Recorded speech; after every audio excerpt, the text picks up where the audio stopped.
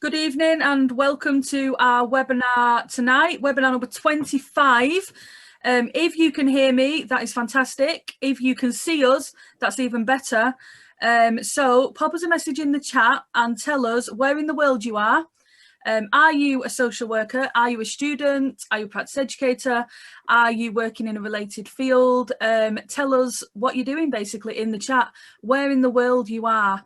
I don't have to ask you because people just tell me now, but what have you had for your tea? Quite unusually for me, I've had 2 crumpets. So I'm not as hungry, so I will be jealous of your tea, but I won't be really jealous. Welcome to our webinar. Many of you, I think, will have been to one of our webinars before. Tonight is number 25. We would never have anticipated that when we started these 25 weeks ago.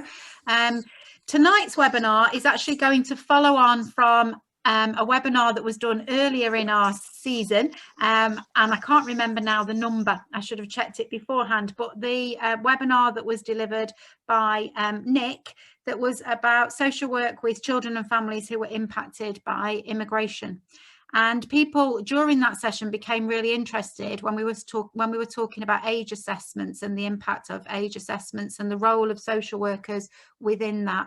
So we invited 2 very special guests to join us tonight, and we're handing our webinar platform over to those special guests tonight. So we're just going to be sitting and listening. So we're joined by Laura.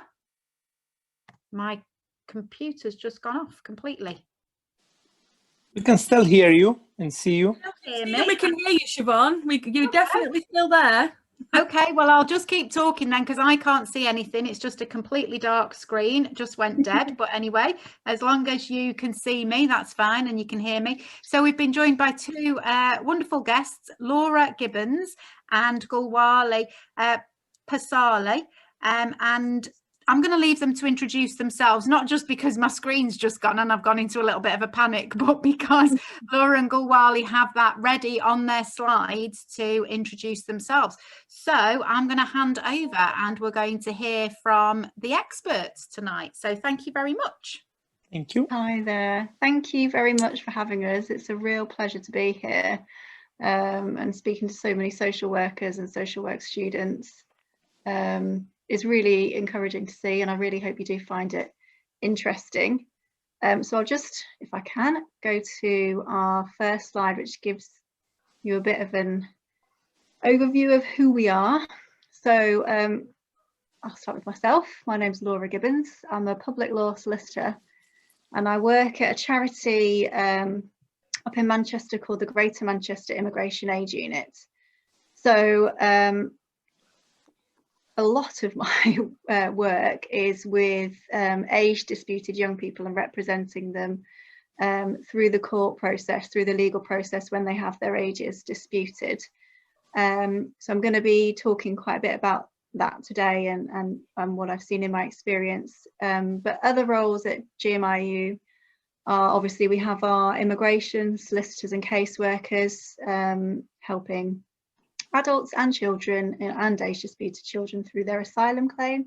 We've got a young people support worker, and we also have a student social worker as well, and they help support age disputed young people through the process and sometimes act as appropriate adults, which we'll talk a little bit about today. And then we also have our All for One group, which is a group for 14 to 25-year-old young people in the UK on their own, living in Greater Manchester. And before the pandemic, there were some really great monthly meetups, social events, but also something I'm really hoping you've been able to have a look at before, or if not afterwards, is the work that's come from some of the members of the group in terms of age assessments, which is available on our website.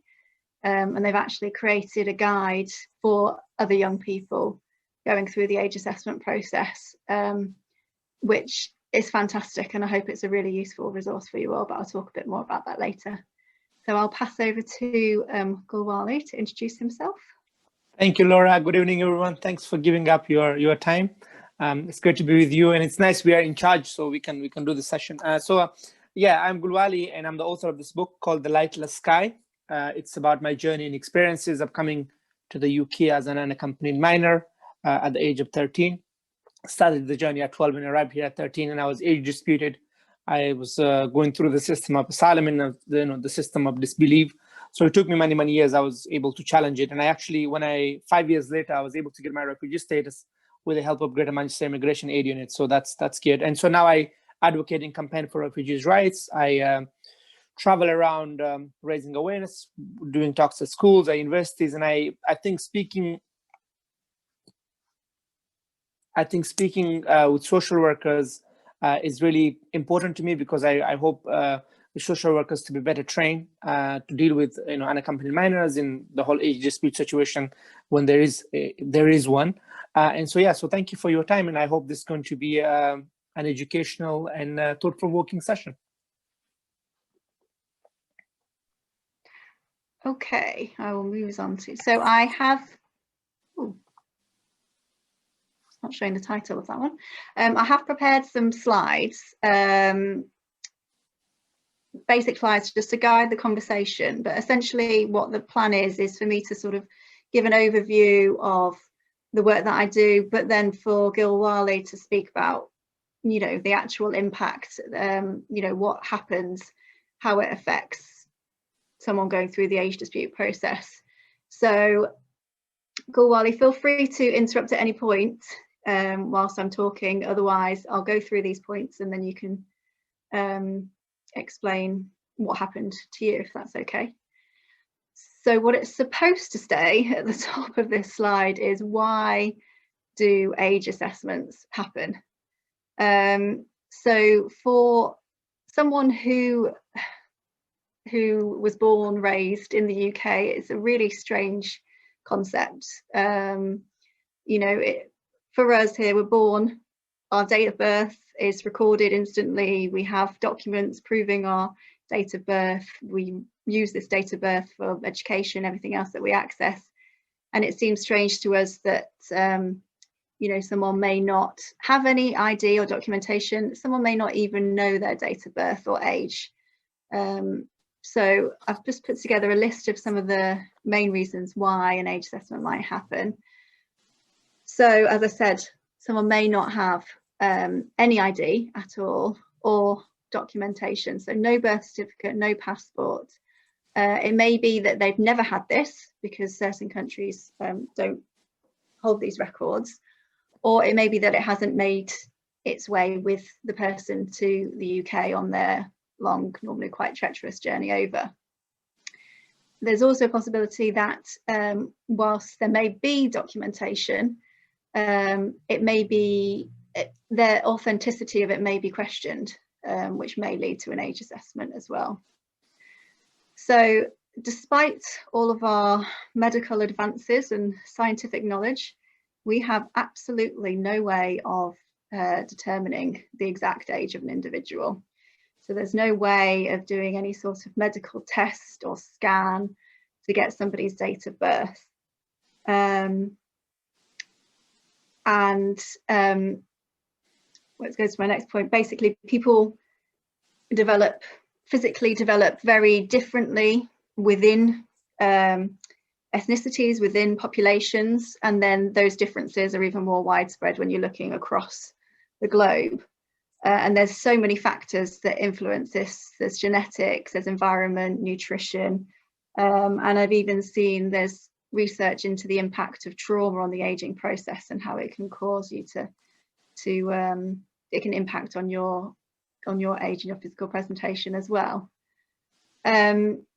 There's also a question of whether, which is something that would have been seen in newspaper articles a few years ago when children were arriving under what was called the Dubs scheme, a belief that sometimes promulgated about adults pretending to be children to secure better protections.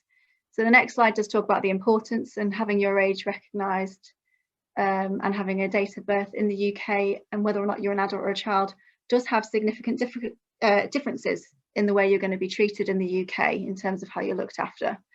So there's a question some people raise, are adults pretending to be children?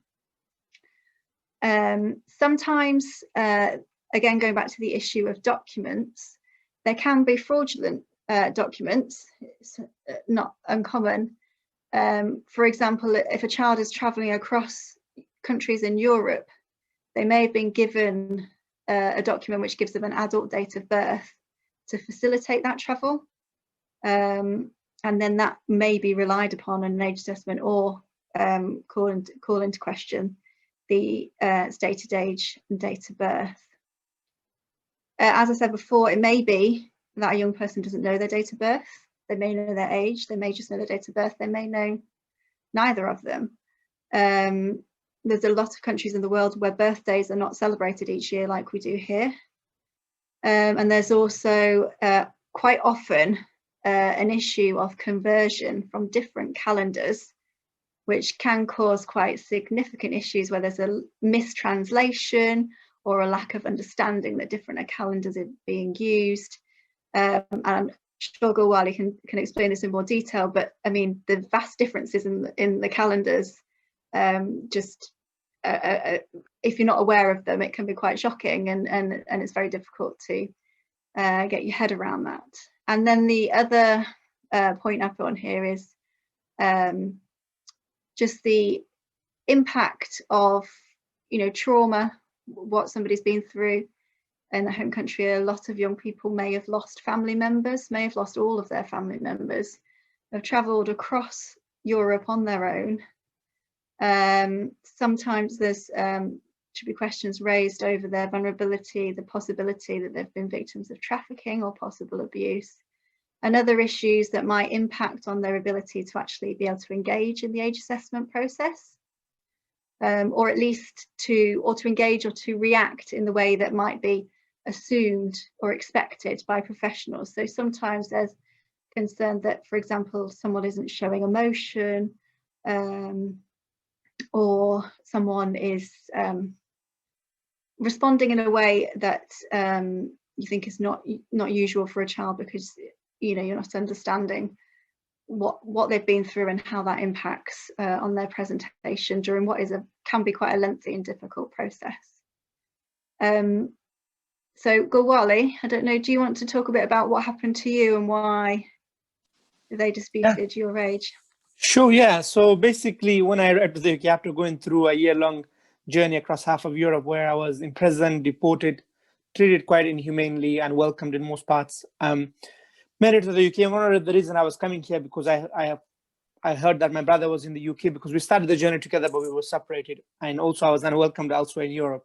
Had a terrible experience in Calais, and the journey has actually made me age, and also the experiences, as Laura mentioned, growing up in a war zone in Afghanistan, living in fear, has also impacted me, as well as we lived in a very winterish, harsh environment that also has impacted my upbringing, and a lot of other factors too. So when I arrived to the UK, I was 13, and social services in Kent did not believe that. They disputed it, and the Home Office initially did believe it, and then they disputed my nationality. So it was a strange experience. I mean, after a few hours of discussion or conversation around a table with social workers and people assessing my age, it was a bizarre and kind of dehumanizing experience, where I was told that I'm not 13. I was given completely different date of birth.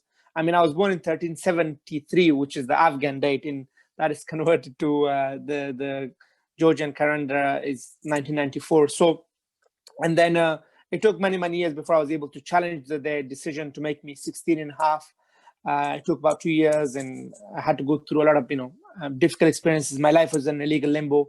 It was not a nice feeling, and there's a lot about it in the book, and I just feel like it was unnecessary that they had to do this to me. If I had let them allowed social services to do that, it impacted my status. It had impact on my education, my other opportunities, as well as the rights, whether you're a child or a young person or an adult. It kind of depends on the support and help and resources that you get also then is affected. So yeah, it has consequences, and sadly far too many young people, particularly Afghans, are age disputed. And a lot of the time, because in Afghanistan people don't write their date of birth, and sometimes they just don't know, or sometimes they do know, and it's just, I feel like in Britain we have a system of disbelief, sadly, where so my experience was very, very negative with the social services, and people who were supposed to care for me were actually questioning the essence of my life and my identity.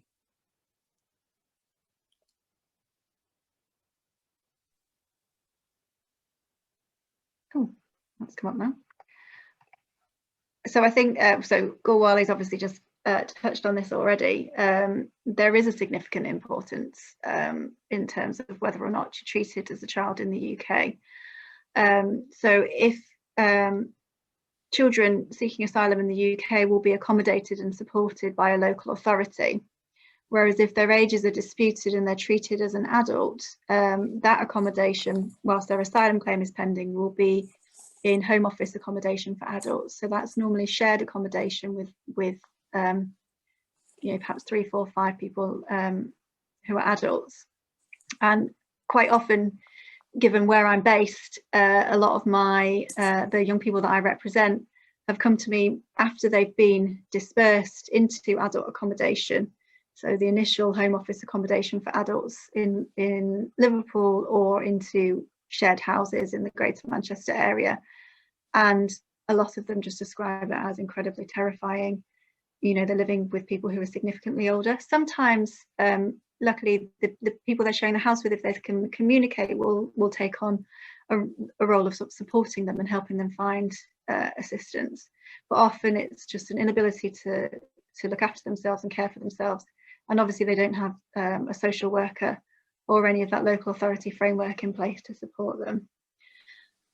So it also impacts on education. Obviously, won't be entitled to mainstream education, so no school place if they are being treated as an adult.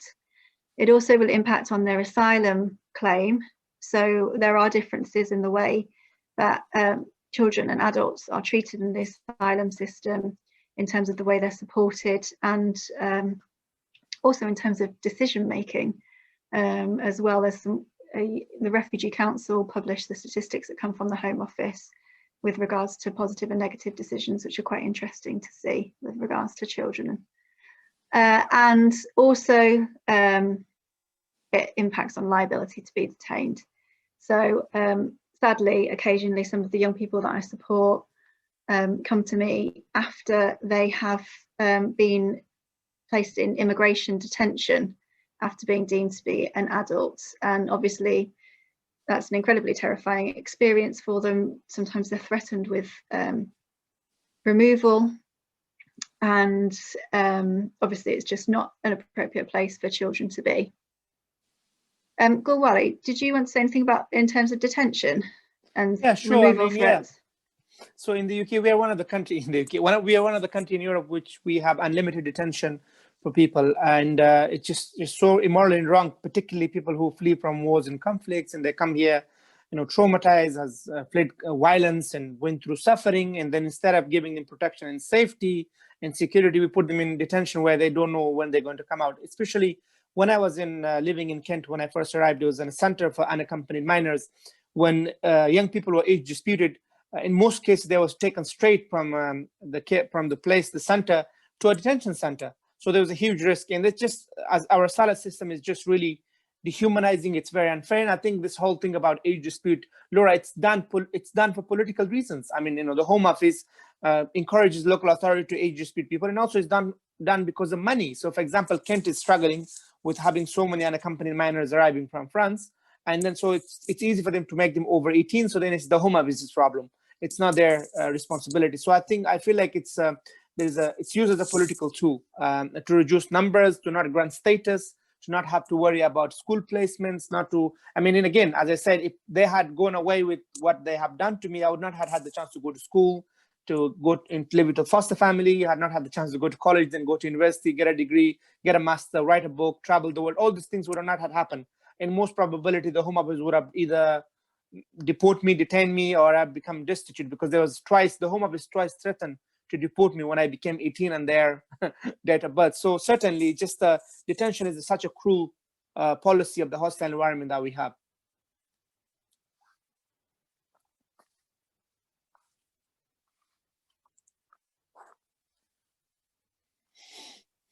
Sorry, struggling to unmute myself then. So in terms of who carries out age assessments, so if a young person's age is disputed when they arrive in the UK, it's possible that on arrival the Home Office may dispute their age, and that will be on the basis of physical appearance and demeanour.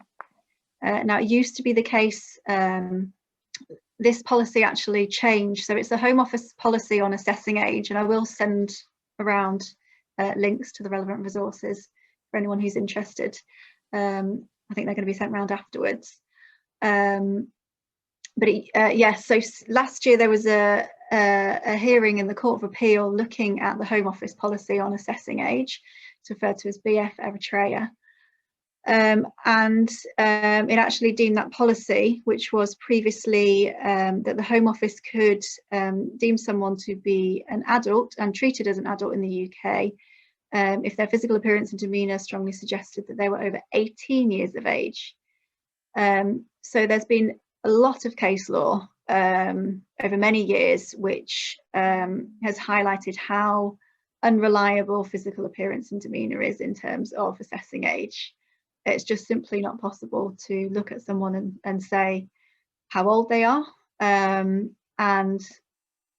particularly given the sort of the young people who are arriving in the UK, the vast majority are, unfortunately I can't show you the statistics because my cat's lying on them, but the vast majority are male and aged 16 or 17.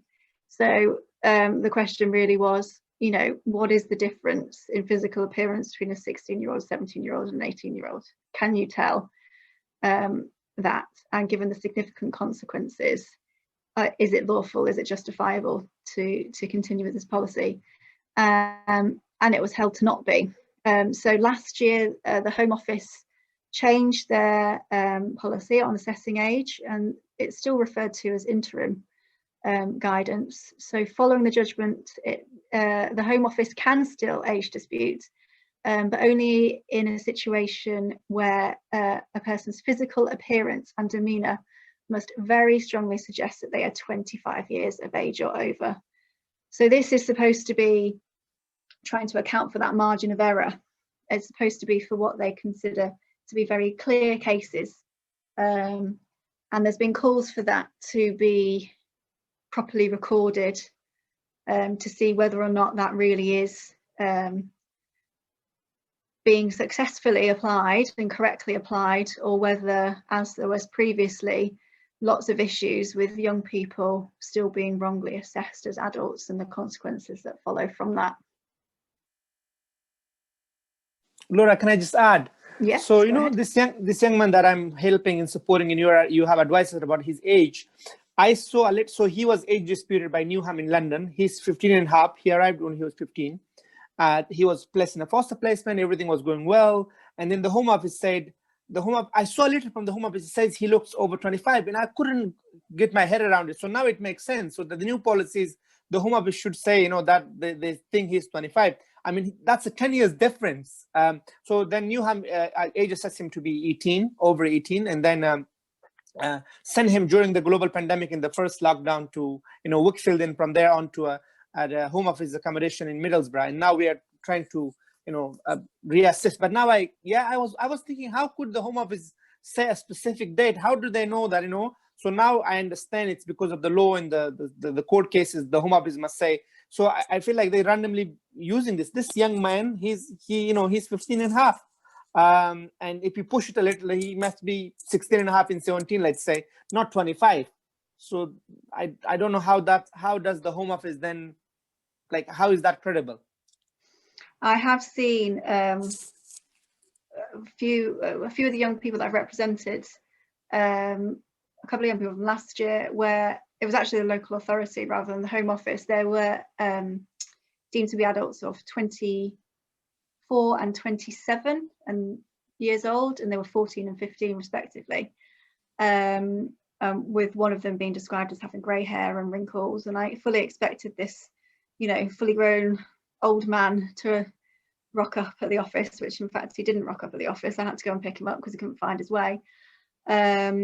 But one of them, the 27-year-old, that date had come from an incorrectly recorded date of birth from elsewhere in Europe, and the other date, I'm not sure where it came from. But when I saw these two young people, they were quite clearly not very old and grey-haired and in their 20s.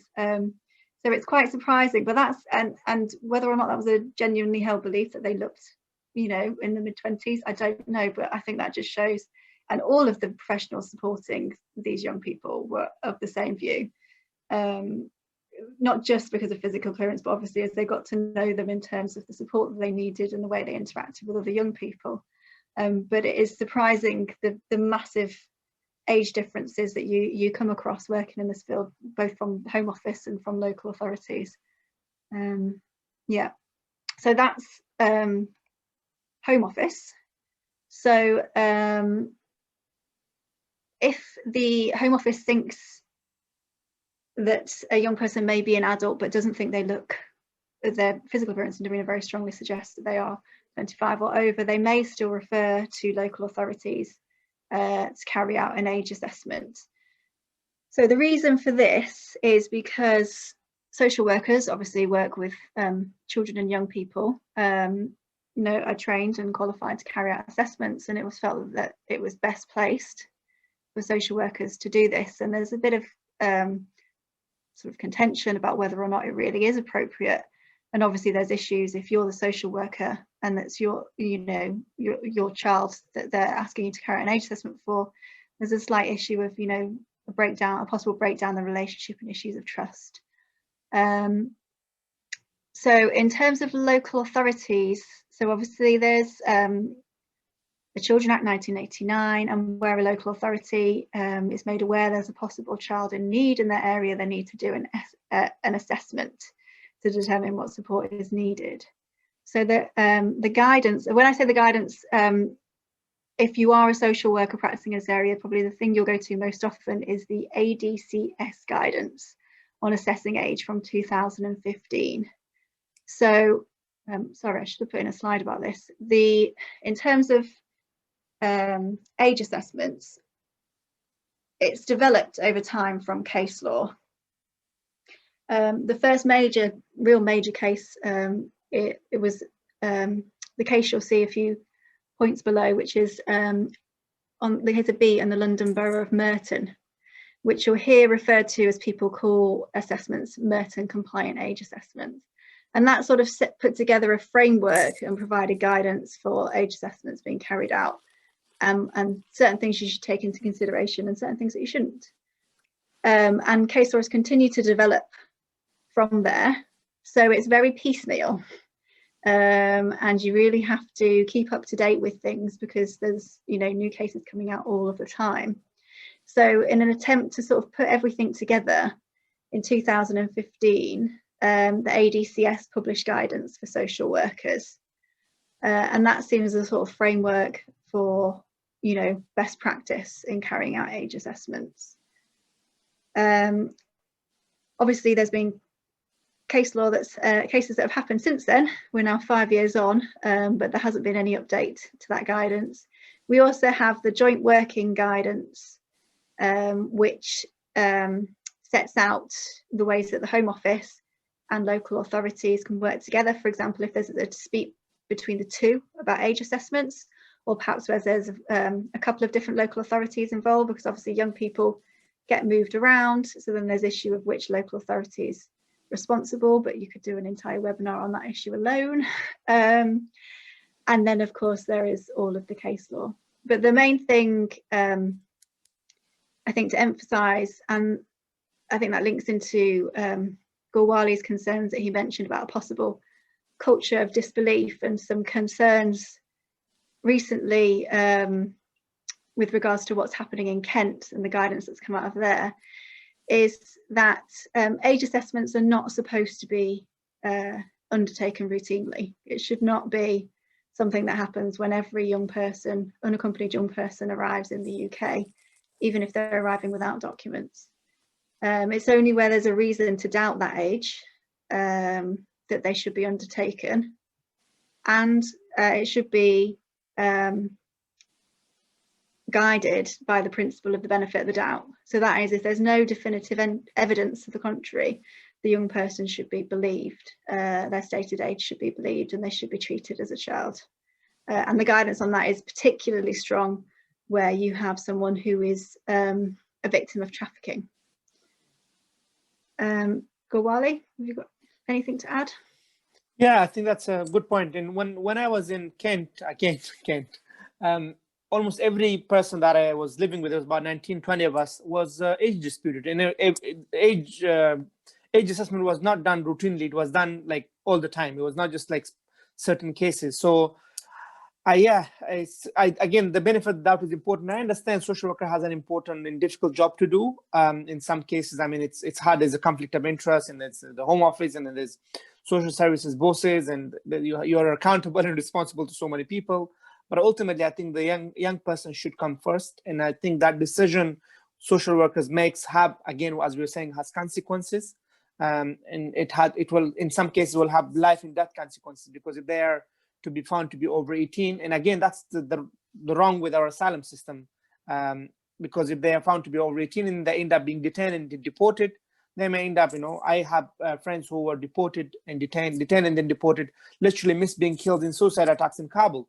So it's that serious. I mean, that it's a difficult consideration for social services and social workers to take into account.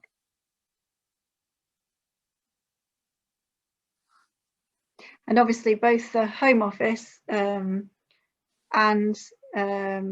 local authorities are under a statutory duty to act in the best interest of the child. So that has to be at the forefront of all decision making.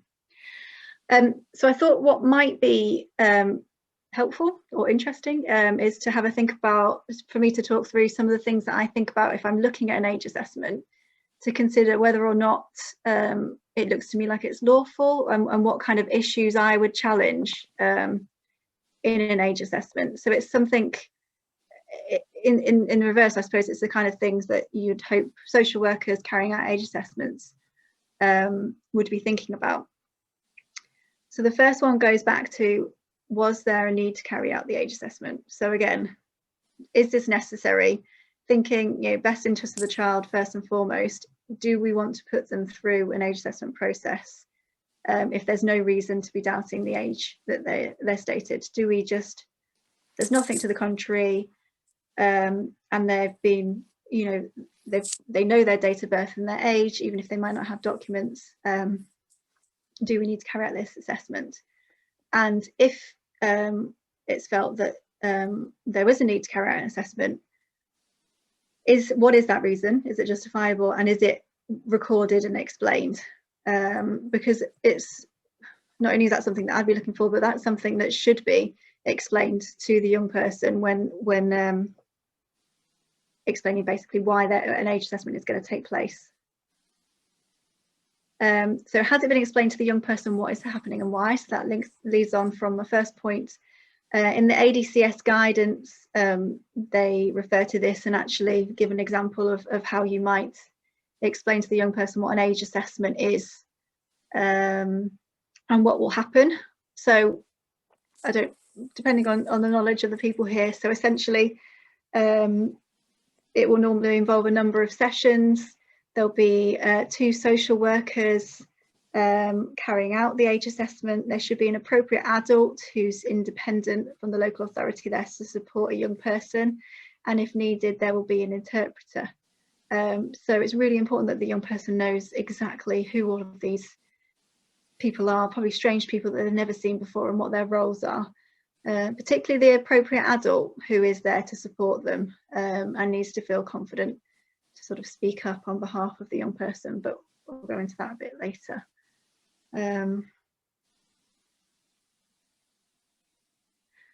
Social workers, were they qualified and experienced?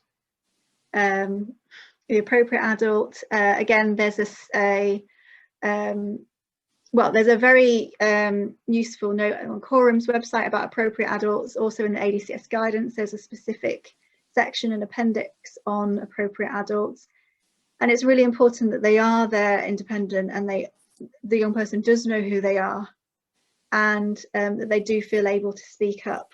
For example, if a young person needs a break, if the question is felt to be a bit inappropriate, if the young person's becoming upset, or for whatever reason. Just going back to some of the resources that we have on our website, GMIU, the young people did create an advice sheet for appropriate adults, given the importance of their role.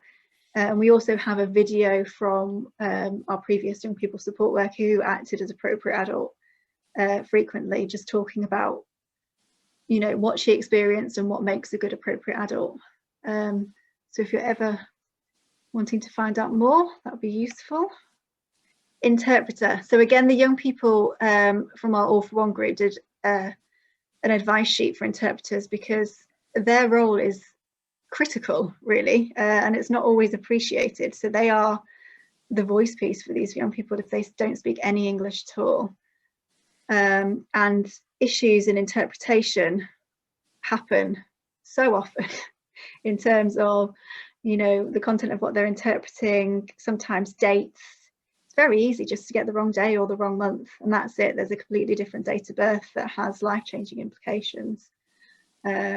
So it's really important. First of all, they should be present because of the difficulties in telephone interpreting, but also making sure that not only do they speak the same language, but that they speak the same dialect, and that they do understand each other, the young person and the interpreter.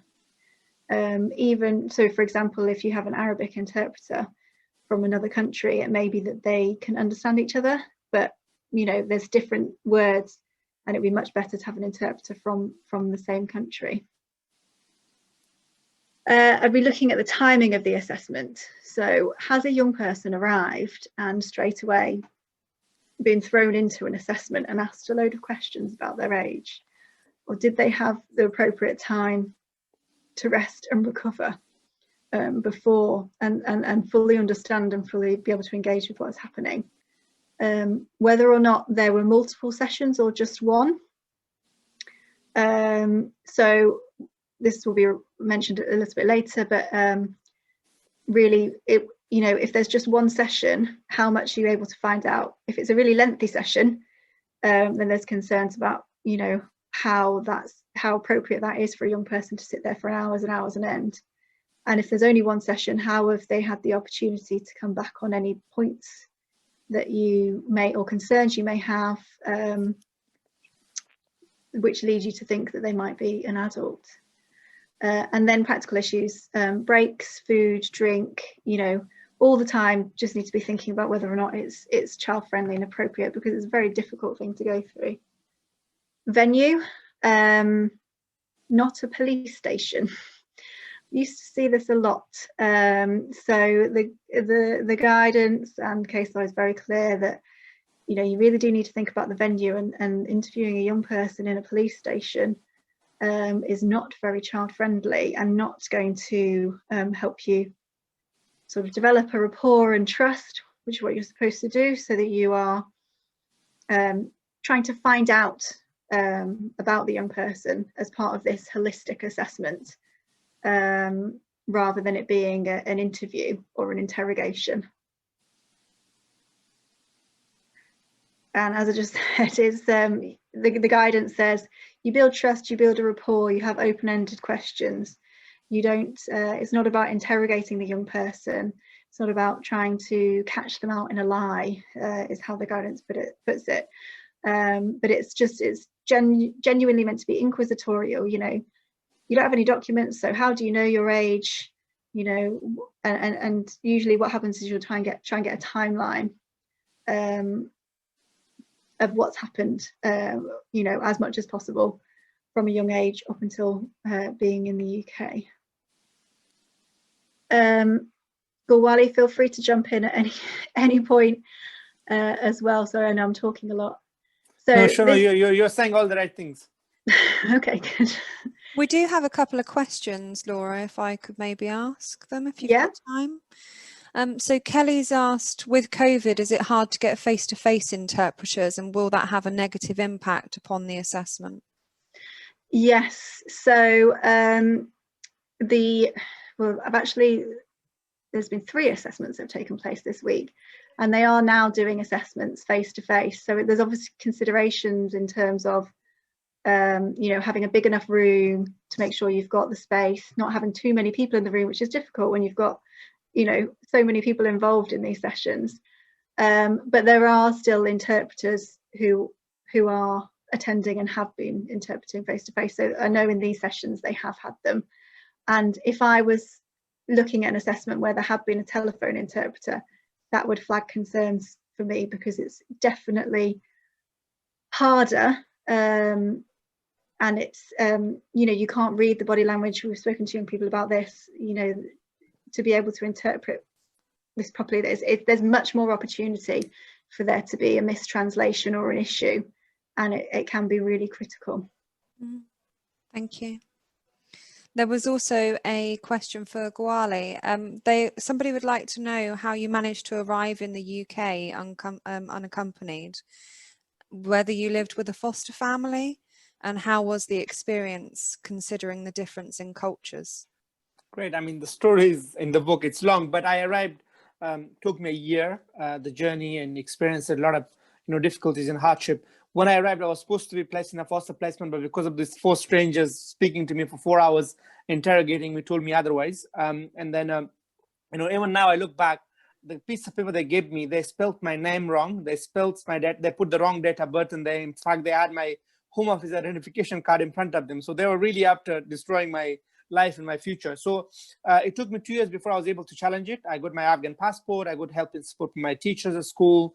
When I was able to go to this international new arrival school, there were people who believed in me. I mean, because social services and social workers said to me, no, this is done. There's nothing we can do. It's over. And then when I was able to move to Manchester from Kent to be reunited with my brother, things changed and things had an impact. So after about 3 years later, when I arrived, I was placed with a foster family when I was in my final year of school. That really helped with me, transforming, integrating, learning English and doing my exams.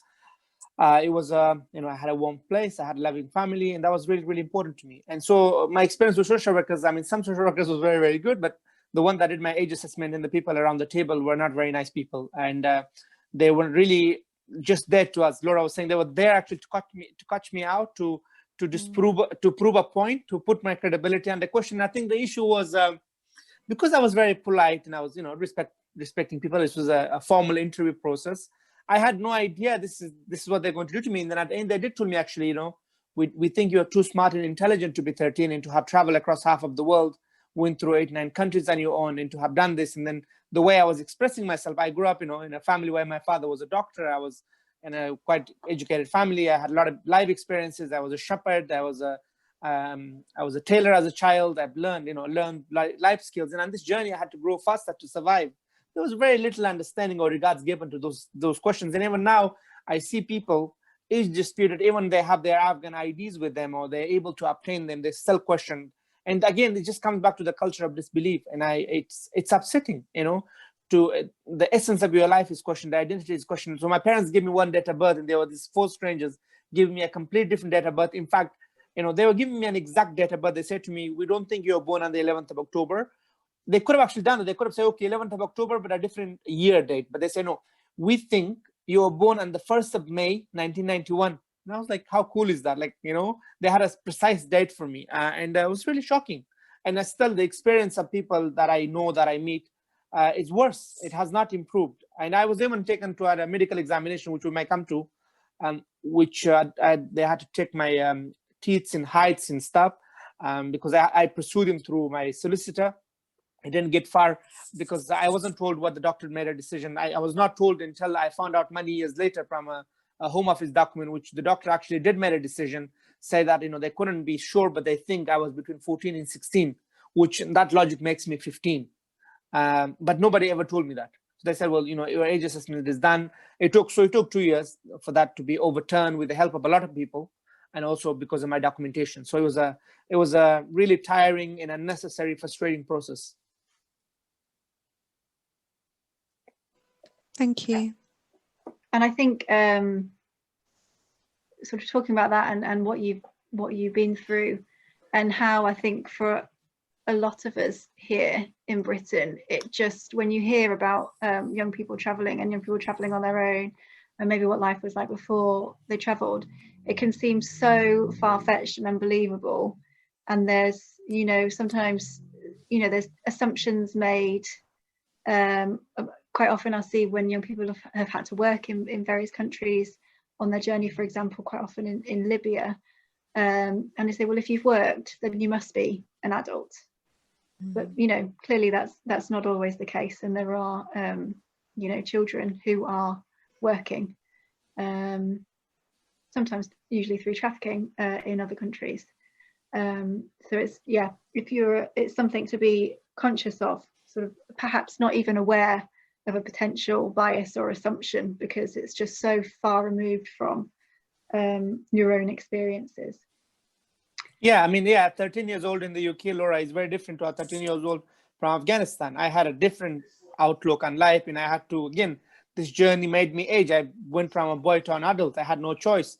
And again, it was so unnecessary for them to do the age assessment in the first place. I was giving them a specific date of birth. I had no reason to give them anything else. I was giving them my date of birth in the Afghan calendar.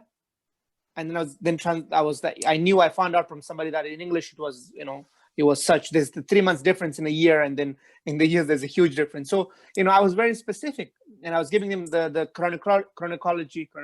chronology of events and things, but they were questioning me things about some really irrelevant stuff and just making me really upset about my history and my family and my background in study. I mean, like they were like the Home Office. The interviews style was very systematic. It was done in a way to, again, to make me feel, you know, I was lying, I was a suspect, and that's not a nice feeling. Especially, you don't expect that from social workers and social services and people who are supposed to care for you. Yeah. So also touching on what Gulwali said before about medical assessments. So that sort of goes on to my next point. And so in the UK, local authority assessments are based on these interviews, these assessments. And it's supposed to be this holistic approach where you're taking into account all the information from the young person, all the information you can get from others, such as foster carers, tutors, peers potentially, to try as best as you can to try and ascertain age.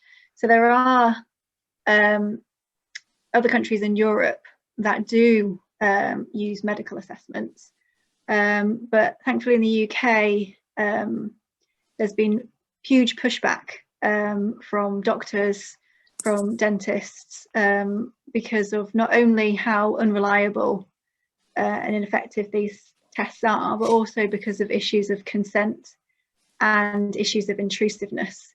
And there's been, you may have seen in newspapers and from politicians, calls for dental x-rays, and there's been pushback from the British Dental Association, who were very clear that x-rays shouldn't be happening where there's no therapeutic benefit. And again, it can't determine age specifically without you know, a margin of error either way. So that's how the system in the UK has developed. So it's a holistic assessment, and I would be looking at whether an assessment includes views of others and whether they've been sought. And what those views are. So we've talked about this already. So too much weight placed on physical appearance and demeanour. So there's various bits of case law which talks about how unreliable this is. And in particular, I would say there's a case called AM and Solihull, which basically says, you know, how much in terms of appearance and demeanour are you going to get from this normally a very formal interview that you're having with this young person, whereas you're much more likely to get a better idea of how they behave and how they present when you see them in a family setting on a day-to-day basis, or when they're in school with their peers. So it's looking at that as more reliable evidence and placing weight on the relevant evidence that you've got. This is one real issue of mine. Has there been sufficient consideration or assessment of any safeguarding or additional concerns? So a concern that I've raised is that, you know, worryingly, it seems to be age assessment first, needs assessment and welfare later. Whereas, you know, there could be real significant issues, mental health issues, trafficking, a possible learning disability or issues over capacity. And if we're rushing into an age assessment without thinking about these and, you know, their impact on the young person's ability to engage in assessment, are you really able to do a proper and lawful assessment? And I would say, depending on the issues, potentially not. Documents. So if we have got documents, as Gulwali said, sometimes that these documents get disputed in terms of whether or not their authenticity is accepted. There's also an issue of the dates being converted. So as you say, very different years in the Afghan calendar, and have they been translated correctly? So there's a real issue with that, and sometimes there's an issue of them just not being afforded any weight, whereas you can obtain expert opinions in most cases. Principle of the benefit of the doubt, as I said, should run throughout. Well, first of all, and think about whether or not there needs to be an assessment, but if there's nothing definitive there, you should be giving the young person the benefit of the doubt. At the end of the day, it's far worse potentially to place a child into adult accommodation all on their own than an adult into children's accommodation, where they're going to be supervised. And if there are any issues, that are going to arise, then it's going to be spotted by social workers or foster carers or whoever's there keeping an eye on them, whereas a child is going to be sent off into adult accommodation or on their own without support, potentially detained and potentially removed from the UK. Have they been given an opportunity to respond? I'll lump these all together because I'm quite conscious of timing. So when you're coming to come to a decision on an age assessment, it's really important to give a young person an opportunity to respond. So as a local authority, as a public authority, there's a duty, to make proper inquiries. There's a duty to give reasons, and these should be really communicated clearly to the young person. And given a proper and genuine opportunity to respond before any final decision is made. And quite often that is not taking place. So it's really important that they have a chance to, for anything that you think might lead you to say they're an adult, that they're able to try and explain what the situation is. They should be informed verbally and in writing, and they also should be informed of their right to challenge the assessment. And I'll hopefully have time to come briefly to how an assessment is challenged and what happens in those situations. So quite often young people will come to me later down the line and have never been given a copy, and some people don't even understand or appreciate that they have been age assessed. So it can be very confusing to try and work out what's happened and why. Gulwali, before I move on to the legal side of things. Yeah, just a quick point. So this young man that I'm helping, when he was age disputed, he lived with a foster family for a few months. Social services and social workers made no efforts to talk to the foster family. I spoke to his foster parents, foster lady, and she said nobody ever asked her anything. Her views were never taken into consideration. So some social workers, some people in the office made a decision and then, got him out of there. And he was safe, he was secure, he was going to school. And maybe they could have asked his teachers. I think he was placed into school. They could have asked his doctor. I mean, he had a doctor and everything was going right for him. And then they decided, the Home Office asked the local authority to decide an age assessment. I mean, why was that necessary? What was the need for that? Especially during a global pandemic. They sent him away on the 15th of March, straight from London to Wakefield, and from there onwards to Middlesbrough to live in an isolated, overcrowded, unfit for humans accommodations.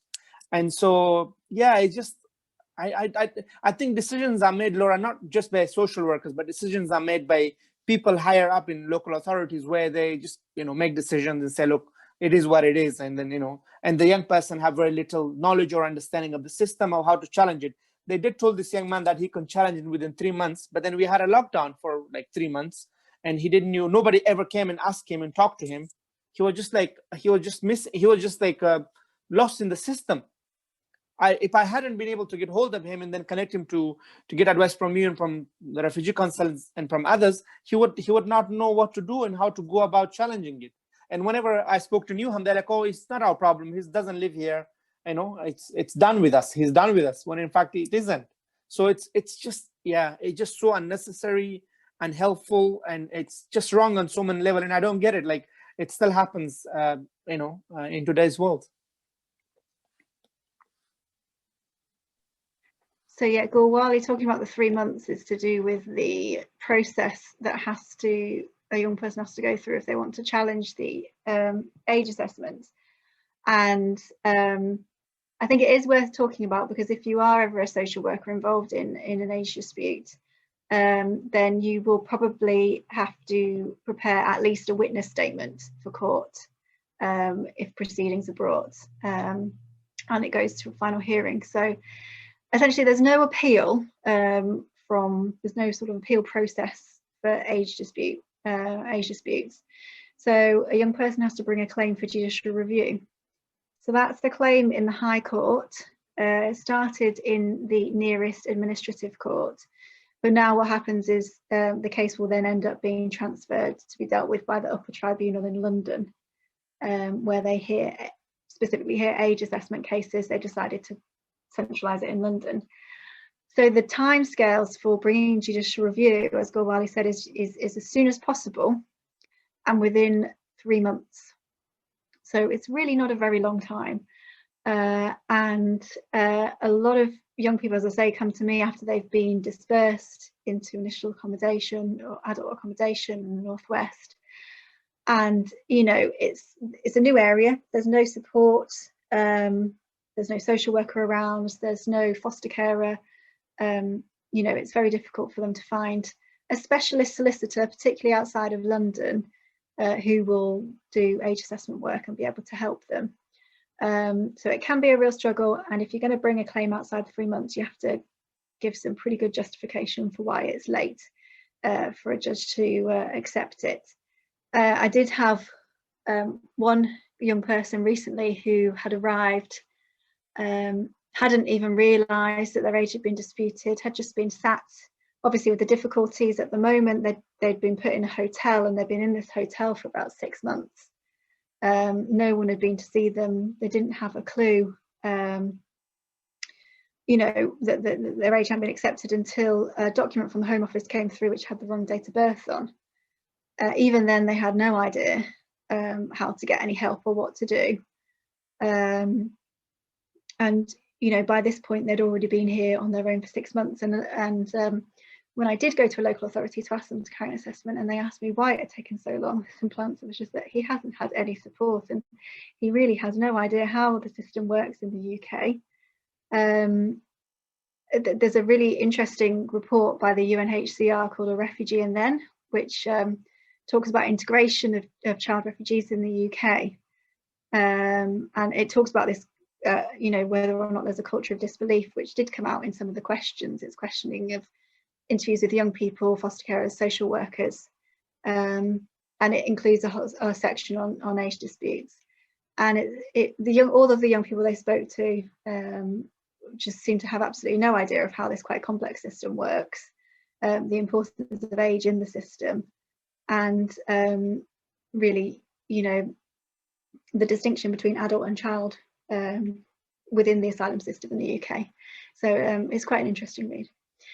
But going back to the legal process, so yes, it's first of all, before you can make an application to court, you need to, and you obviously want to, try your best to deal with the case without the need to go to court, without the need for any litigation.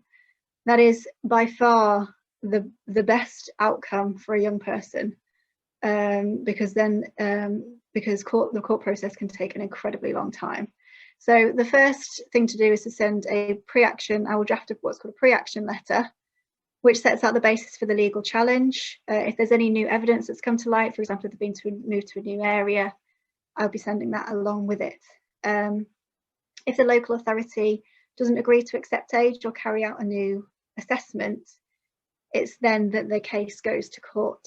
And ultimately now it's for the court to make a decision on age. So it doesn't, unlike a normal judicial review, a traditional judicial review, which would go back to the decision maker to make a new decision, there will be a fact-finding hearing where the young person will be giving evidence unless there's a reason why they can't, particular medical vulnerability issue.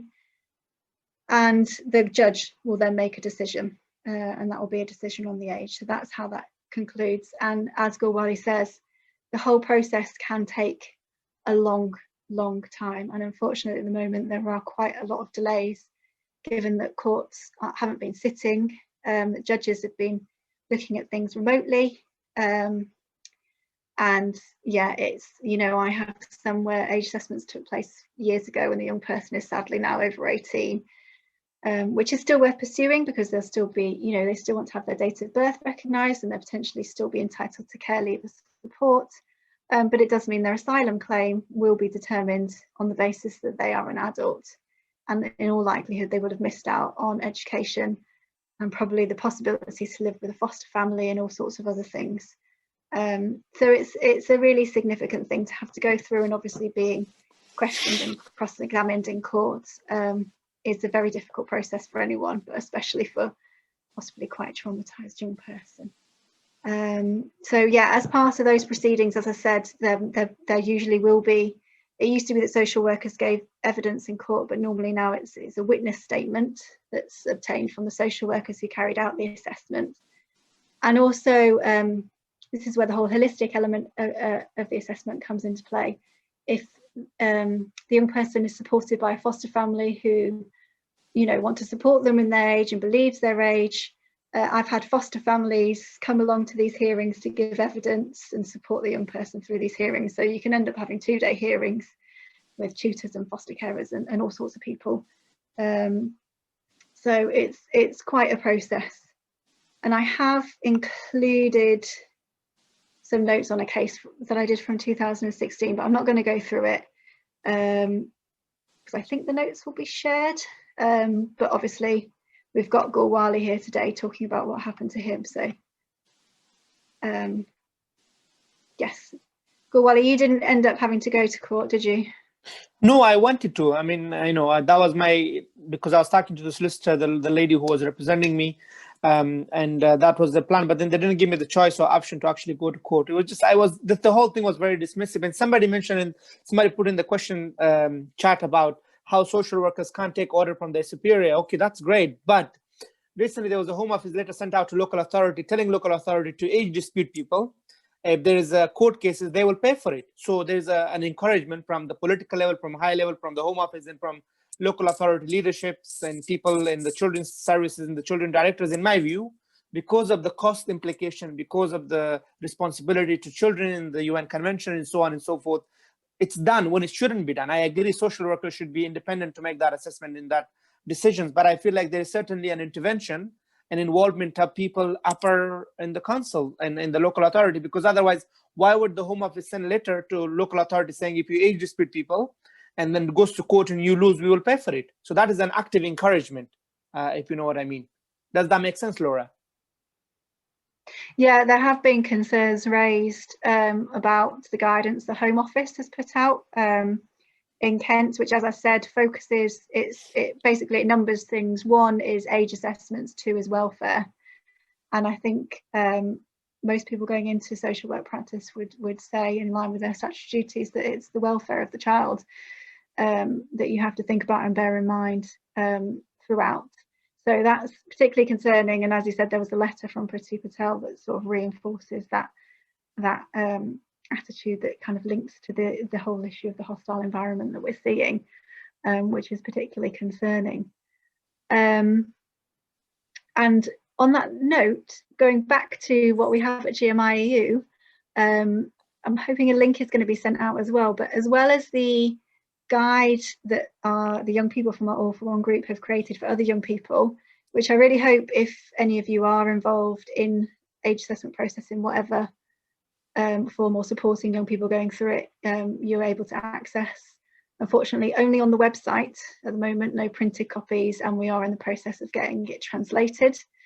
But also, we also have a guide by young people for social workers, talking about their experience with the age assessment process, and some six pieces of advice for social workers who are carrying out age assessments. So it's like a reminder of things to think about and how it might impact on the way the young people are feeling whilst they're going through an age assessment.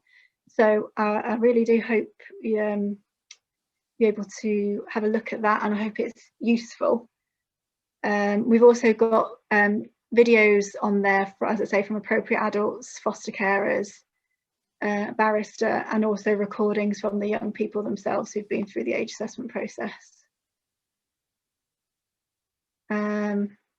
Yeah, and I think that's the last one. That's just a couple of quotes. Most of them are from our age assessment sessions, just about the impact that some of the young people said when we asked them about what happened or how they felt during the age assessment process. And I think that's all from me. Gulwali. Great. Yes. I mean, I hope you guys don't feel depressed and be positive. I think you're going into social worker to make a difference. You go into the work because you want to have an impact on young people and their lives. I think, social workers do great jobs. So please don't feel demotivated or discouraged by what we are discussing, but it's serious. I hope, social workers take this serious, to be compassionate, to be kind, to be humane, and treat young people, as young people. And then, if there's a high chance that they are not children, then yes, if there is, there's a possibility they are, and they're telling the truth, that should be believed. I mean, this whole system of disbelief with the Home Office and then social services, and then you kind of lose hope. I mean, I didn't lose hope on a journey and being in the hands and mercy of smugglers, but I lost hope when I was safe and secure because of the bureaucracy and because of the way I was treated by social services and by local authority and by the Home Office. So I just hope this will change, and I hope it will not be political. There was an article in the Telegraph the other day. It's just the media creates so much fear and hatred. Like, oh, these young people who are coming from Calais or from Europe, they're claiming to be children, but they're not children. And then, I mean, like, even if they were children, sadly, people don't, even if they were not children, they're still humans and they still need support. If you're over 18, it doesn't mean you don't need help and support. But this idea that, oh, because they're not children, they don't deserve help. But also, even when children comes, I didn't see the media saying, oh, they're children, we should welcome them. Like, there's no supportive messages out there. They always want to make it difficult and get the public to be against resettlement and against safer and legal routes and so on and so forth. It's just like right-wing politicians and media. I mean, the politicians right now are speaking in terms of like mainstream politicians, the Home Secretary, the Prime Minister, and other cabinet members and parliamentarians are speaking in the language of Nigel Farage. I mean, I can't believe it in 2020, where there are situations where the things that I didn't imagine politicians would say about migrants and refugees and asylum seekers have been said. And again, the mainstream media is very complicit and kind of replicating the lies and the misinformation and the incorrect information. So we need to make a stand and be informed, be educated, and be aware people's culture, backgrounds, and showing them respect and treating them with dignity, and again with empathy and sympathy, and just understanding their side of the story as well. If I could just end on if there are people who are interested and want to read up more about age assessments, obviously not only have a look at the GMIU website, but obviously the ADCS guidance is a good one to look at. Quorum have some great fact sheets to do with age assessments, appropriate adults, and all sorts of other legal issues that are really accessible and very helpful. I'm happy to do a list. There's lots of case law, and I don't want to go through everything. But if you are really interested, then I will include some of the main cases we sent around that you can have a look at as well. But there's a lot of information, a lot of things happening, and obviously it is a very important issue. And I just hope this has been informative. It's been amazingly informative, Laura. Thank you so much. And I think what's been great about tonight is having you as a solicitor helping social workers to know, well, what would be challenged in your assessment, and that side.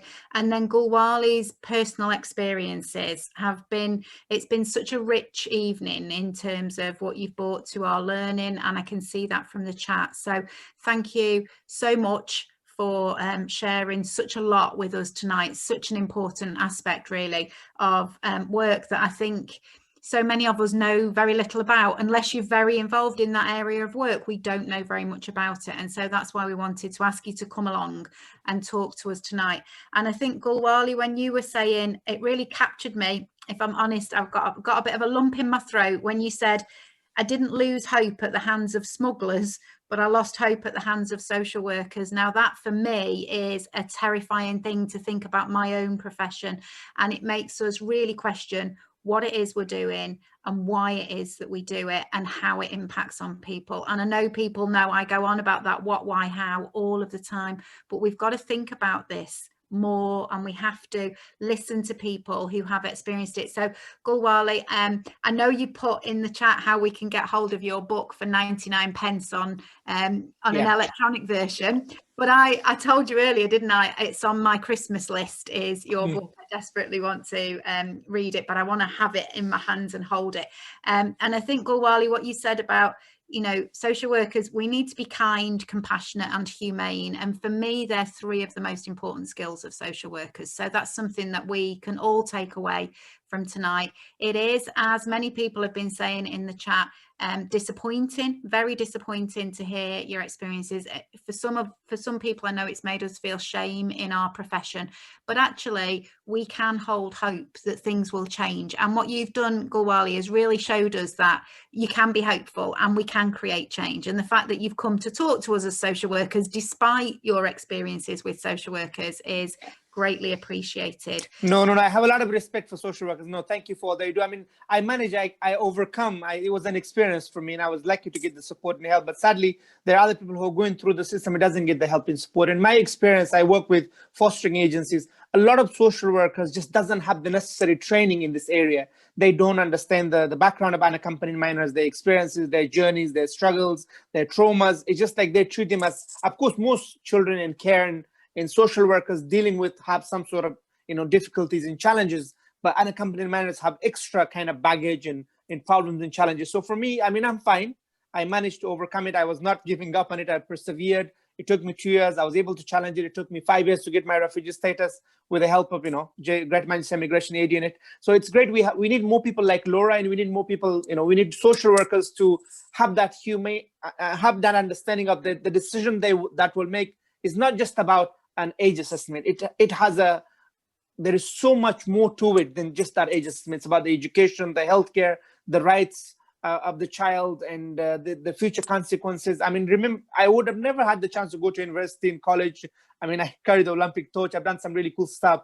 I would not have done any of these things if social services and social workers were allowed to get away with my age dispute and just say, look, there's nothing we could do. And one of the reasons I was lucky it got changed, because I moved from Kent to Bolton, and I remember my very nice social worker, she was talking to me, a different social worker. She said, look, we will change your age, we will accept it because you have your Afghan passport and so on and so forth. And now, you know, my school was like, my teacher was like, look, we believe he's 14 and we're not going to give up on that. But they said, we will give you a different date of birth. And I was like, how cool is that? Now my age is up for negotiations, you know? It was a really interesting and bizarre experience at the same time. But at the start, that 4 hours on a miserable December day in Folkestone was the day where they wanted to literally destroy my life and deprive me of opportunities and safety and security. Because if they had been allowed, the Home Office would have deported me. I mean, you know, they didn't really believe I was from Afghanistan for some reason. That was also insulting. But, you know, I don't know, they would have deported me at some stage, or just didn't give me, you know, my status. So, yeah, just there is a few things to consider when making age assessment. I hope those social workers who are listening, they don't need to do that, but if they do, they will have the necessary skills and information from us, hopefully, to make an informative and humane decision. Thank you, Gulwali. I think we'll all make very different things. We'll all think very differently, and hopefully learn from what you've shared with us and have more compassion in our decision making. So thank you both very much for joining us tonight. Laura, would you mind just moving on to the final slide for us? Thank you. No, that's okay. I've seen in the chat people are asking, when will this be on YouTube and when will we get resources? Because, as you know, we all do this in our own time. It tends to be at the weekends that we can manage to get everything together. So it'll probably be sometime over the next few days that I'll manage to edit everything and get it onto YouTube, and the team will get together the resources that Laura sends to us, and we'll get those sent out to you over the weekend. So we will send everything over to you at that point. People have also been saying, how do we know about other webinars? The team will now, I think, put into the chat the link for you to register for our next Wednesday webinar, and it's a back to basics webinar on reflective practice for everybody at every stage of our career, the importance of reflecting on what we do, on the decisions that we make, and building on lots of the other things that we've talked about in terms of all of our webinars up to now. Next week will be our final webinar of this year, but it's not the final webinar. We're coming back next year we've got some fabulous speakers next year. So we'll share with you next week a full season of webinars for next year that we've been working on behind the scenes. But next week is a back to basics, all about reflective practice, that you can register for with the link that's going into the chat now, or has maybe gone into the chat now. So hopefully we'll see lots of you next week, and you'll be able to watch this back on YouTube. I think I'm just going to give the final word to the final word of the night, if you like, to Gulwali, and then we'll close the session. So thank you to everybody for attending, and it's over to you to close the session for us, Gulwali. Oh, no pressure. Thanks so much. Thank you, Laura. Thank you, Siobhan. Thank you to the team for having us. I hope it's been a useful experience. Can I encourage you to please consider, there's a campaign happening by Care for Calais. They're collecting quotes for refugees who are stranded in northern France. If you have spare quotes, you can donate it and drop it to a nearest dropping point. There's all over the UK, they have dropping in collection points, or you can donate £20. They will be able to buy quotes for refugees who are, I had a terrible experience being in Calais, and it was cold. I was saved by the warmth and kindness of strangers, charity people giving us quote and food. Please do consider donating either money or both, or just spare coats or gloves or whatever clothes that you have you're not wearing. Most of us do. So wherever you live, there will be, if you go on the website Care for Calais, I maybe put the link somewhere. If somebody could put it, yeah, thank you. If you go on the link, there's all the information where to donate. And secondly, if you'd like to get a signed copy of The Lightless Sky, there's a charity called Refugee Support Europe. Refugee Support Europe has it on their website. I've given them some copies, and they're signed copies. Actually, if you buy it, some of the money will go actually to their work. They do some work with refugees in Cyprus. So if you want a signed copy, it's best to get it from Refugee Support Europe than getting it from Amazon, because Amazon, I'm not a big fan of Amazon. So yeah, thank you so much. Sorry to, I'm not a very good salesperson, but please donate any coats or spare clothes and gloves and socks and all these things that you have. There are about 3,000 people stranded in Calais and Dunkirk. It's cold. It's very, even in the house, it's cold. And when we go outside, it's really cold, but they're staying in the jungle. So, we are privileged. We're lucky to be living to have what we have. So please do consider giving, supporting Care for Calais and their campaign. And then if you want to get a book, get it from Refugee Support Europe. Thanks so much, and stay safe. Thank you, Gulwali. Good night, everybody.